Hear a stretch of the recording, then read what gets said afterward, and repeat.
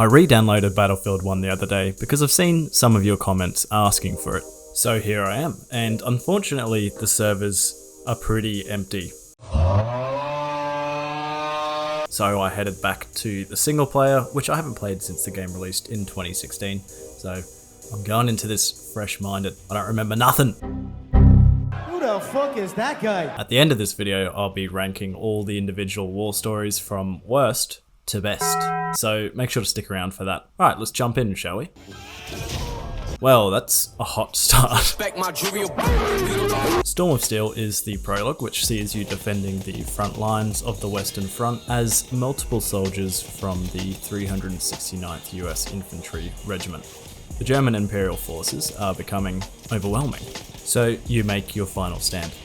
Each time that you die, which is inevitable, you swap into a new soldier using some sort of Driver San Francisco magical takeover mechanism. Short and sweet, Storm of Steel serves its purpose well. It sets the tone for the stories ahead, showing the absolute brutality of the First World War, whilst also throwing the player into some action. Fury. Oh, through Mud and Blood.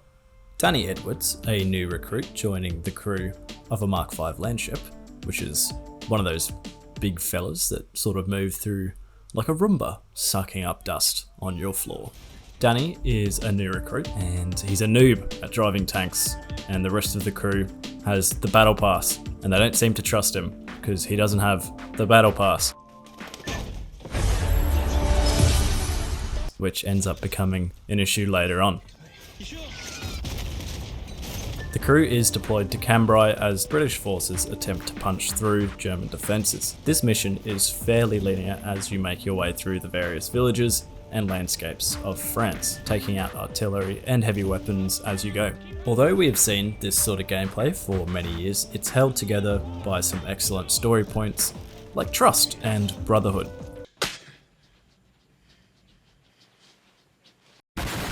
Overall, it's a very satisfying mission with some good set pieces. As I mentioned, the characters are great, and the ending is pretty emotional. Solid stuff. Friends in high places. From tank to plane, I can't complain.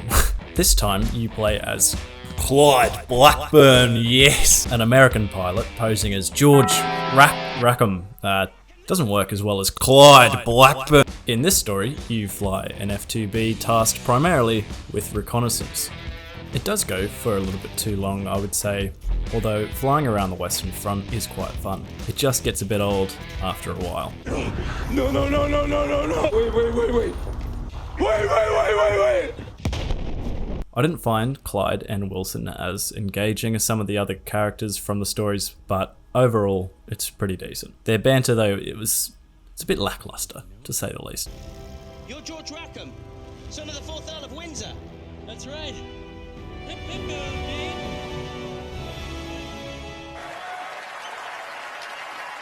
Avanti Savoia.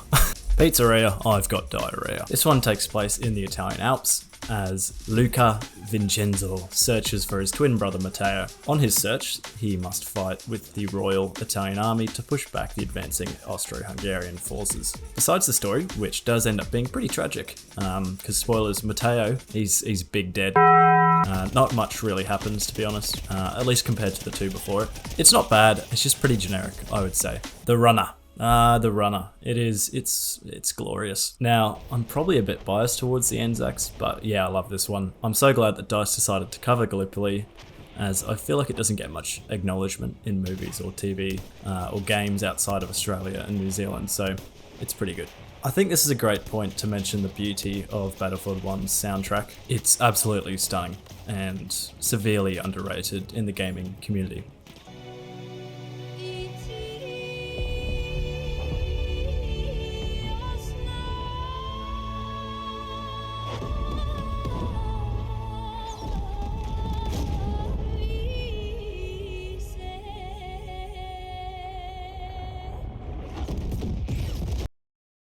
Props to DICE for that one. Nothing is written. Nothing is Written is the 6th and final war story of Battlefield 1. Zara Gufran leads the Arabian revolt against the Ottoman Empire with the help of Lawrence of Arabia. Well, would you look at that? You are tasked with securing supplies to help the revolt gear up to fight a big train, Big Thomas. Just kidding, actually. It's called Canavar. Ooh, the ranking. Here we are, the ranking of each Battlefield 1 war story. Now, I'm going to shake things up a little bit here and do something a bit different. I've gotten an AI to write down the last part of this video. Yep, I gave it the rankings from worst to best and asked it to finish the video. So from now on, the rest of this video is written by an AI. Enjoy that. Hey, what's up guys? We're finally going to rank the top 6 missions in Battlefield 1 from worst to best. And let me tell you, this list is going to be more controversial than pineapple on pizza. Starting at number 6, we have Avanti Savoia. You know a mission is bad when you're not even sure if it's a mission. What? I mean, what is this? A scenic tour of Italy? The only saving grace of this mission is the fact that you get to use a flamethrower, but even that gets old after a while. Next. Coming in at number 5, we have Friends in High Places. You know a mission is long when you have to take a bathroom break halfway through. I mean, I love flying planes, but this mission just goes on and on. And don't even get me started on the ending. Let's just say it's about as satisfying as getting socks for Christmas. Moving on to number 4, we have Storm of Steel. Now, this mission has some pretty cool moments, like when you're charging through no man's land, but overall, it's just too short. I mean, I barely had the time to take out my popcorn before it was over, and the ending, anticlimactic. At number 3, we have Nothing Is Written. Now this mission has some great moments, like when you're riding on horseback. That's it apparently. But let's face it, the stealth sections are a pain in the butt, and don't even get me started on the snipers. They're like ninja assassins, except they're not cool at all. In second place, we have Through Mud and Blood. This mission has everything you could want from a Battlefield 1 mission. Tanks, explosions, and a great story. The only downside is that it's a little too easy. I mean, I finished this mission on my first try, but hey, that just means I'm really good at video games. And now the moment you've all been waiting for. The number 1 mission in Battlefield 1 is The Runner. This mission got my Australian heart pumping. Action, suspense, and a great story. Plus, you get to play as a messenger running through a war zone, which is pretty badass if you ask me. Well, that's it folks. The top 6 missions in Battlefield 1 ranked by yours truly. If you disagree with me, feel free to leave a comment below. But let's be honest, I'm always right. Whoa, the AI is going off here. Super self-centered, I like it. I did hope you guys enjoyed the video. I have another one dropping this week as well, so stay on the lookout for that. Leave a like if you enjoyed. Alright, see ya.